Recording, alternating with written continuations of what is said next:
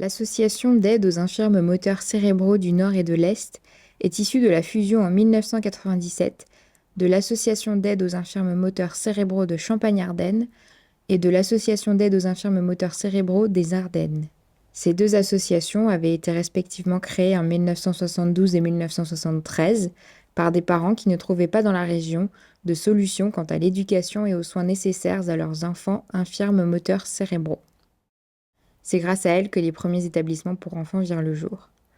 Entre 1972 et 2023, l'association a créé un ensemble de dispositifs pour répondre aux besoins des enfants puis des adultes, s'adaptant aux différents parcours de vie.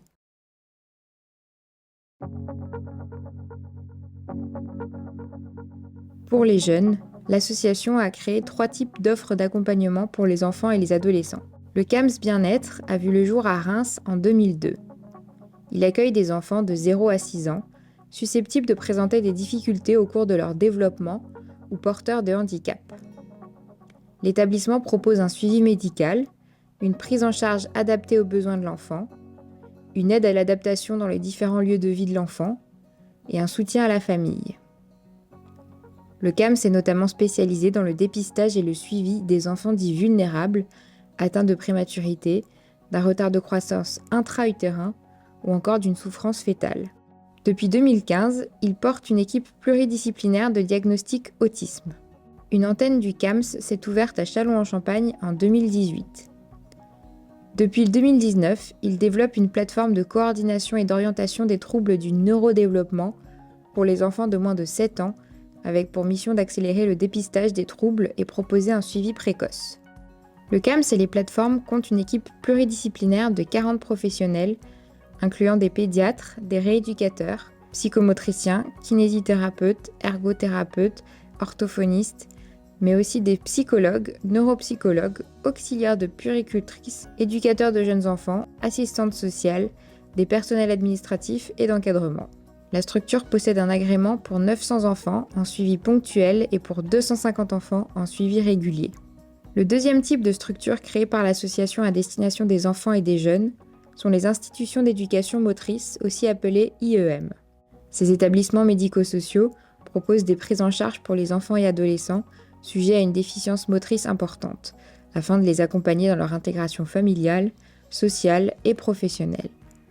Le quotidien dans ce type d'établissement est rythmé par 3 grands axes: la scolarité, les soins et la rééducation motrice. Ainsi, les jeunes de 3 à 20 ans bénéficient d'un accompagnement complet au quotidien et au même endroit. Les IEM s'appuient sur les compétences d'équipes pluridisciplinaires composées de professionnels médicaux, paramédicaux, rééducateurs, éducatifs, psychologues, assistants sociaux, de personnel d'enseignement de l'éducation nationale, de salariés administratifs, de services généraux et d'encadrement. L'association compte 2 IEM. L'IEPM de Bazeilles a été créé en 1977. Il accueille quotidiennement une trentaine d'enfants, dont 10 en internat de semaine. Cet établissement emploie un peu plus de 30 professionnels. Il dispose d'un agrément pour l'accueil d'enfants présentant un polyhandicap.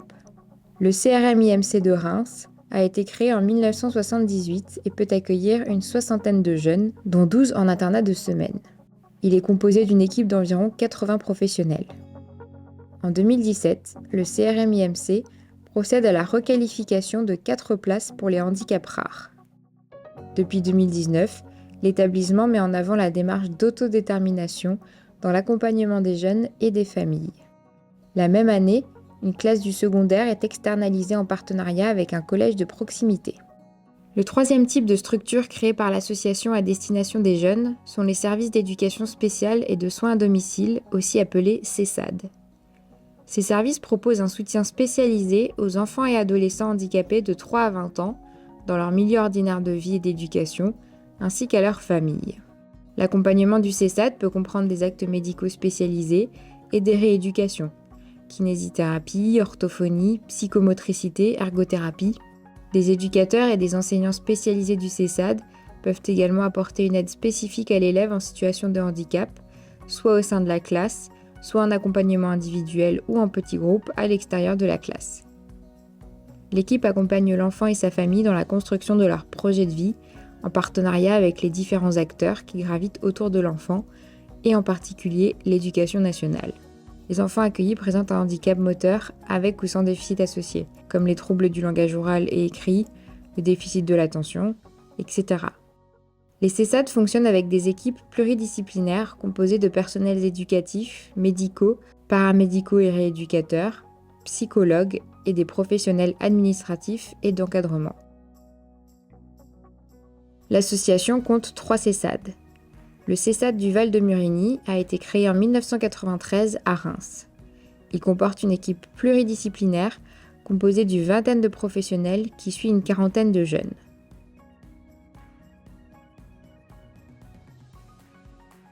Le CESAD du Parc a été créé en 1988 à Bazeilles et est agréé pour suivre une dizaine d'enfants.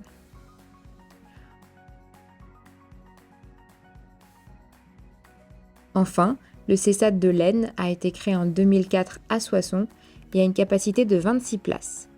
Depuis 2020, il compte une antenne dans la ville de Château-Thierry. À noter que les établissements pour enfants et adolescents ne fonctionnent pas les week-ends et la moitié des vacances scolaires. Les enfants grandissent vite et l'association s'est rapidement intéressée à leur avenir. Avant que les premiers jeunes n'aient atteint l'âge adulte, l'association s'est penchée sur le développement d'offres adaptées à leurs besoins. Selon les différents parcours de vie et le degré d'autonomie des personnes, elle a créé là aussi différents types de structures. Dans un premier temps, l'association a créé des foyers. Les foyers d'accueil médicalisés, aussi appelés FAM.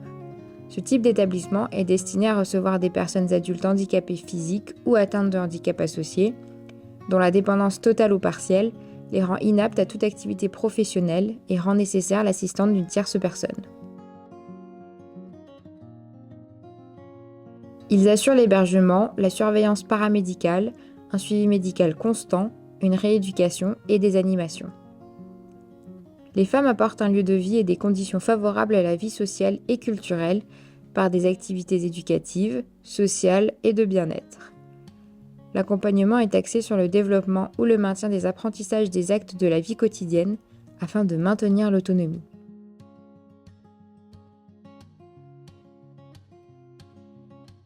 L'association a également créé des foyers de vie et des services d'accueil de jour, SAGE. Les foyers de vie et les SAGE accueillent en hébergement ou en journée des adultes en situation de handicap ayant une certaine autonomie pour se livrer à des occupations quotidiennes, activités ludiques, éducatives, ainsi qu'une capacité à participer à une animation sociale. Ces activités viennent s'enrichir d'un panel de partenaires extérieurs, favorisant l'inclusion sociale des personnes accompagnées. L'accueil doit permettre de développer et maintenir les acquis et l'autonomie des personnes et faciliter ou préserver leur intégration sociale. Dans tous les établissements et services, l'accompagnement des usagers fait l'objet d'un projet individualisé basé sur les besoins et attentes de la personne. Les foyers fonctionnent grâce à des équipes pluridisciplinaires composées de professionnels médicaux, paramédicaux et rééducateurs, éducatifs, d'animation, d'hébergement de jour et de nuit, psychologues, assistants sociaux, mais aussi des personnels de services généraux, administratifs et d'encadrement. L'association compte 2 foyers qui rassemblent foyers d'accueil médicalisés, foyers de vie et services d'accueil de jour. Dans la Marne, le foyer Gentil-Bierge a été construit à Reims en 1988 et peut accueillir 36 résidents dans le quartier Val de Murigny. En 1996, la structure s'est élargie avec la résidence du Mont-Hermé, située à Saint-Brice-Courcelles. Cette résidence peut accueillir une quinzaine de personnes en femmes et foyers de vie, de façon pérenne ou temporaire. La structure est implantée au cœur de Saint-Brice-Courcelles, favorisant l'inclusion sociale des résidents dans la commune. Ces accueils sont mis en œuvre par une équipe pluridisciplinaire d'environ 60 professionnels. Sur le même site que le foyer Gentil-Bierge, le service d'activité de jour, Tissage, propose d'accueillir pour une ou plusieurs journées ou demi-journées par semaine des personnes handicapées vivant à leur domicile. L'équipe compte 6 professionnels socio-éducatifs. Dans les Ardennes, l'association a créé en 1986 le foyer La Barodelle à Attigny.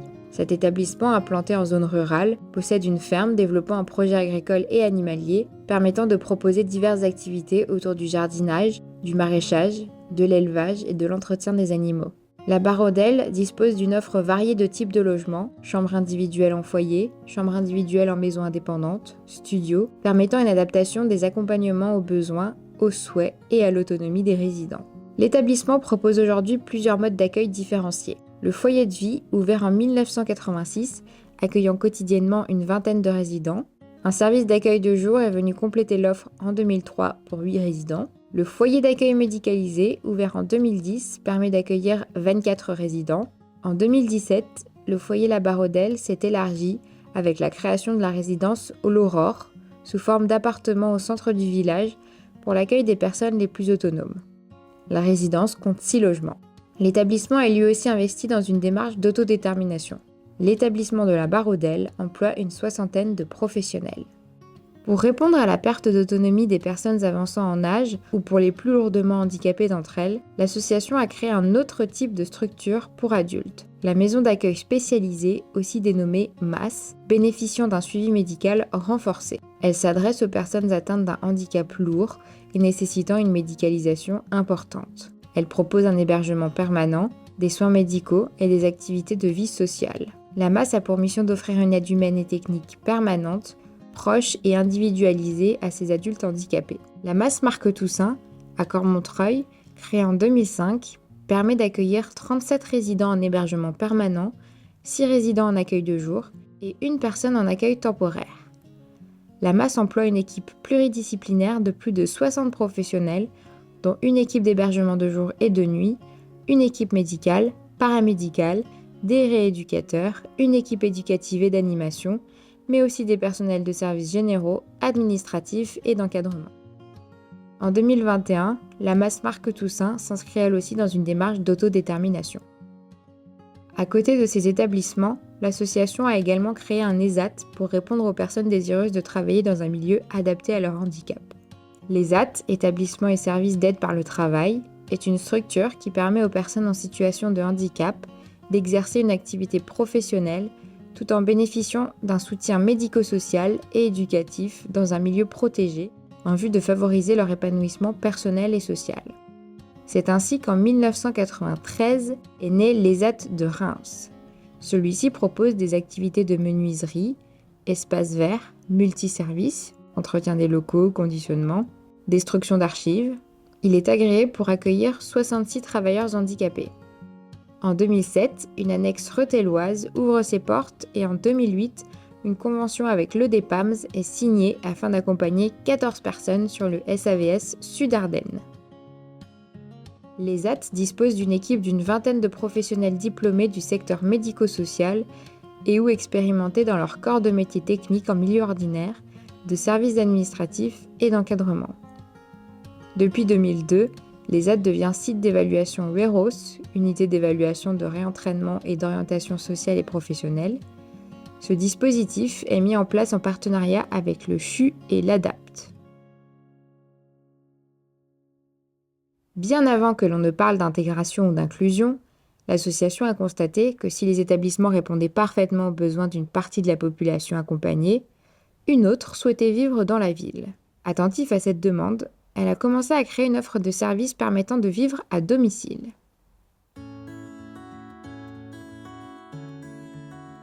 C'est ainsi que sont nés les services qui constituent aujourd'hui le regroupement SARA, Service ambulatoire rémois pour adultes handicapés.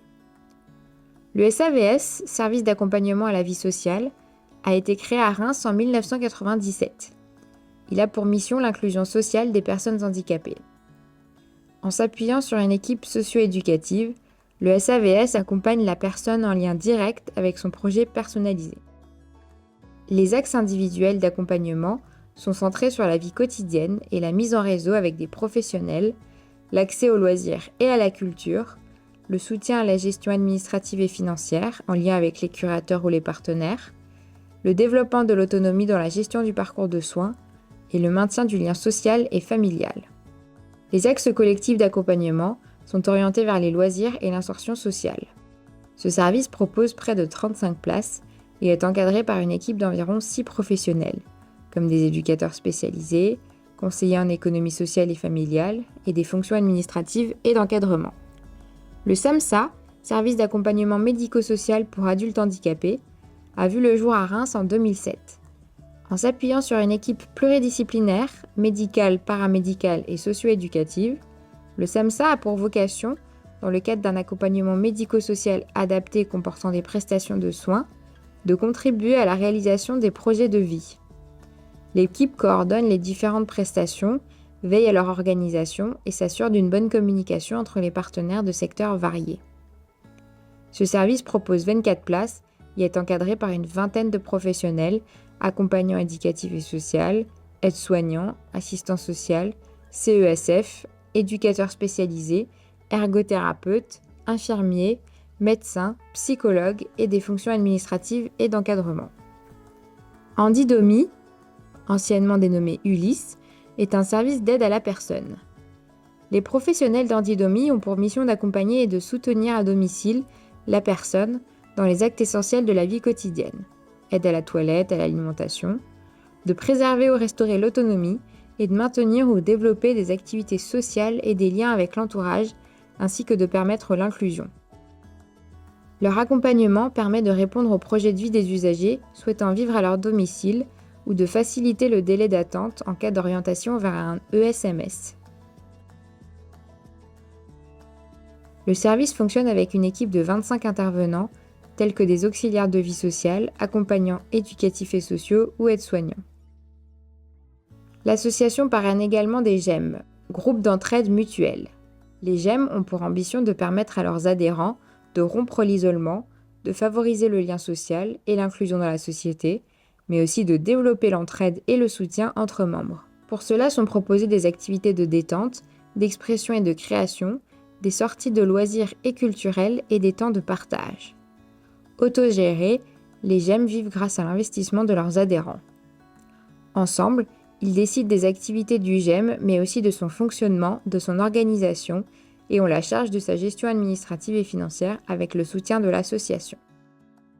Le GEM La Coulée Douce a été créé en 2013 à Reims, en partenariat avec l'AFTC. Il compte une quarantaine d'adhérents et 2 salariés socio-éducatifs mis à disposition par l'association.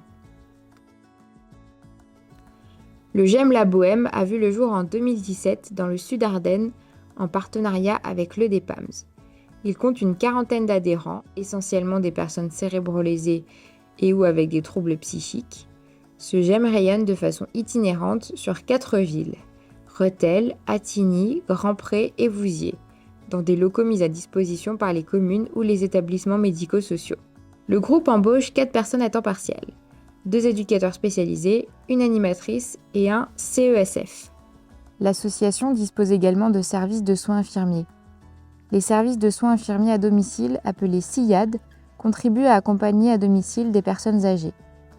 Les SIAD dispensent des soins et assurent également une coordination avec les autres intervenants médicaux et paramédicaux, services d'aide à domicile, kinésithérapeutes, médecins. Les interventions d'un SIAD ont pour objectif de prévenir la perte d'autonomie, d'éviter une hospitalisation, de faciliter le retour à domicile après une hospitalisation, de retarder une entrée dans un établissement d'hébergement. Les soins sont assurés par une équipe d'aides-soignantes, d'infirmières diplômées d'État. Les services sont coordonnés par des cadres infirmiers et disposent de secrétaires médicales. Les centres de soins infirmiers ont pour but de dispenser à tout public des soins sur prescription médicale, sur place ou à domicile, réalisés par des infirmières diplômées d'État. Le centre de soins mène aussi des actions de prévention en matière de santé, répondant aux besoins des habitants des quartiers. L'association dispose de 2 SIAD et de 2 centres de soins implantés sur les quartiers du Chemin Vert et d'Orgeval à Reims. Le service de soins infirmiers à domicile du Chemin Vert a été créé en 1992. Ce service peut accompagner environ 52 personnes et est assuré par 3 IDE, 10 aides-soignantes, un chef de service et un secrétaire. Le centre de soins infirmiers a été créé sur le quartier du Chemin Vert en 1925 par 2 sœurs infirmières qui assuraient les soins à domicile ainsi que les accouchements. Il rayonne sur les quartiers rémois du Chemin Vert, Europe, Pommery, Clémenceau, Couture et Cernay. Aujourd'hui, ce service reçoit 800 patients par an et fonctionne avec 10 IDE, un chef de service partagé avec le SIAD et un secrétaire. Le centre de soins Orgeval a été créé sur le quartier en 1972 par la volonté des habitants du quartier. 2 religieuses assuraient précédemment les soins dans un dispensaire rue Edmond Herbé. Il rayonne essentiellement sur le quartier Orgeval. Aujourd'hui, ce service soigne 1500 patients et prodigue environ 61 700 actes infirmiers par an. Il s'investit dans le domaine de la prévention de façon active. Il fonctionne avec 14 infirmières, un cadre santé, une cadre administrative et une secrétaire. Le service de soins infirmiers à domicile d'Orgeval a été créé en 1983. Il rayonne sur les quartiers Orgeval, avenue de Laon, quartier Clermarais, les villes de Saint-Brice-Courcelles et Bétheny. Ce service peut accompagner 84 personnes à partir de 60 ans et 2 personnes handicapées. Il est assuré par 2 infirmières, 16 aides-soignantes, 2 cadres santé, un cadre administratif et une secrétaire.